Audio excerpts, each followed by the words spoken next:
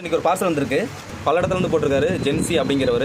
ஏன்னா இப்போ மொபைல் என்னங்கிறது பிரித்து செக் பண்ணி பார்க்கலாம். நல்லா வெயிட்டாகவே இருக்குது. மொத்தம் 3 phone. Poco X3 Pro, Redmi 10ன்னு நினைக்கிறேன். இது அதோட வந்து ரெட்மி Note 8 Pro 3 டிவைஸ் வந்துருக்கு. இது என்னென்ன கண்டிஷன் கேட்டுருக்காங்க. இது ஃபுல்லாக வேலை பார்த்துட்டாங்க போல இருக்குது ஆல்ரெடி.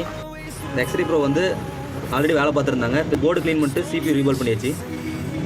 CPU ப்ளேஸ் பண்ணலாம். ஓகே, இப்போ ரேம் ப்ளேஸ் பண்ணலாம்.